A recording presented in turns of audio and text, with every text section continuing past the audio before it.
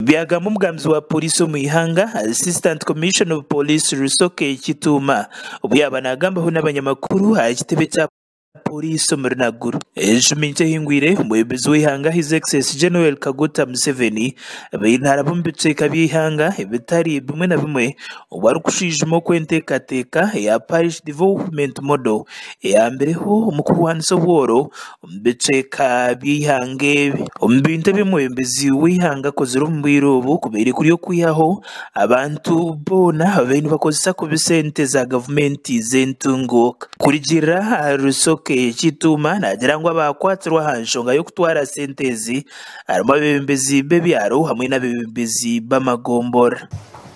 Bwe yali alambula zones mu Eastern Uganda yawa warning kwabo ababa sente za Parish Development Model.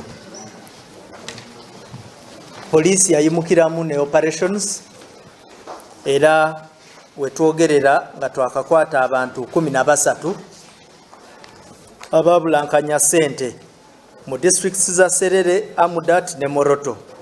Era fenga police twayina okwatamu abantu 8 abekuusa mu bintu ebitatambula bulungi nga mwe mwali LC3 chairperson owa Kadungulu sub county.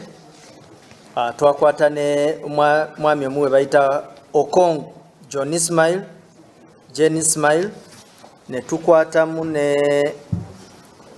omwami omuwe bayita Oyima John Michael ne tukwata ne omwami Ogwang James ono nga ye parish chief wa Kabulala parish. Rusoke yayongera yahabura abazaire okureberera gy'abaana baabo omu bwire bw'ekihumuro otairiho n'okwegendesereza okubabonaabonesa hamwe n'okubakozesa emirimo ebarengire. Twagala okusaba abazadde nti abaana mubakwate bulungi, abaana mubateekeko eriiso. Waliwo abaana baba exposed wabweru eyo bayina ebintu bingi ebisobola okubatuukako. Waliwo ababba abaana, waliwo abakwata abaana mu defilements.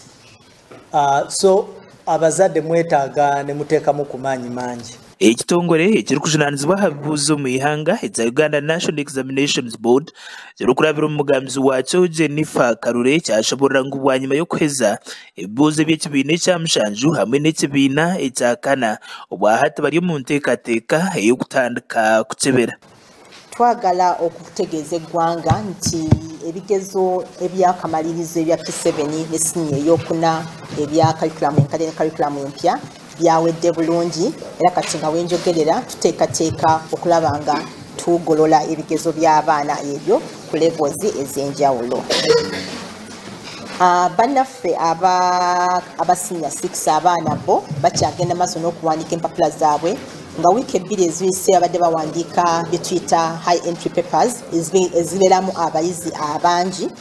Kati nga zino wiiki 2 ezisigaddeyo bakola empapula ezikolebwa abayizi abatonotono. Amakuru aga gasha kwa Ronald Ngabirano wa Sky TV ag'enshonga muri Kampala.